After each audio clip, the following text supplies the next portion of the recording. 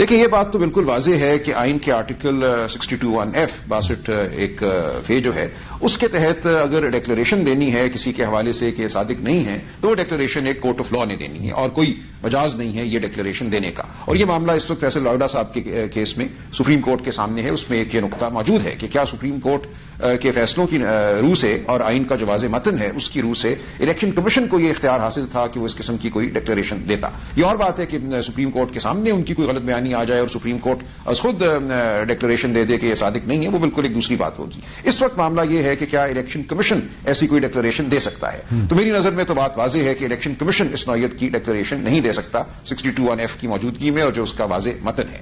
اب اگر وہ ایسی ڈیکلریشن نہیں دے سکتے تو پھر وہ کیا کر سکتے ہیں؟ جو اسپیکر صاحب نے ان کو ریفرنس بھیجی ہے وہ ریفرنس انہوں نے آئین کے آرٹیکل 63 کے تحت بھیجی ہے. اسپیکر کے پاس اختیار ریفرنس بھیجنے کا آئین کے آرٹیکل 63 کے تحت ہے اور میری نظر میں آئین کے آرٹیکل 63 میں جو ڈسکوالیفیکیشنز دی گئی ہیں کہ یہ کچھ اگر ہو جاتا ہے, کوئی شخص ڈیول نیشنل ہے, کوئی شخص کنوکٹ ہو گیا جہاں سزا 2 سال سے زیادہ ہے, ان تمام معاملات کے حوالے سے تو ڈی سیٹنگ کے لیے ریفرنس بھیجا جا سکتا ہے الیکشن کمیشن کو. لیکن 62(1)(f) کے حوالے سے میں سمجھتا ہوں اسپیکر صاحب ریفرنس نہیں بھیج سکتے تھے. اب اگلا معاملہ ہے کہ کیا کوئی اثاثے چھپائے گئے جو گوشوارے دیے گئے الیکشن کمیشن کو یا جو ریٹرن فائل کیے گئے ایف پی آر کے پاس.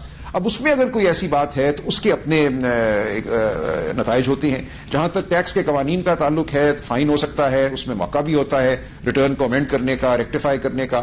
جہاں تعلق ہے الیکشن کمیشن میں دیے گئے گوشواروں کا اس حوالے سے ایک دیگر کارروائی ہو سکتی ہے اگر الیکشن کمیشن اس نتیجے پہ پہنچے کہ کوئی فراڈ کیا گیا ہے. پھر یہ دیکھنا ہوگا کہ کیا کسی گوشوارے کی بنیاد پہ انہوں نے الیکشن لڑا جو گوشوارہ غلط تھا, جس میں کسی اثاثے کا ذکر نہیں کیا گیا جو کیا جانا چاہیے تھا. یہ وہ معاملات ہیں جو الیکشن کمیشن میں سمجھتا ہوں دیکھ سکتا ہے, لیکن صادق امین کے حوالے سے الیکشن کمیشن کو اختیار حاصل نہیں ہے ڈکلیریشن دینے کا.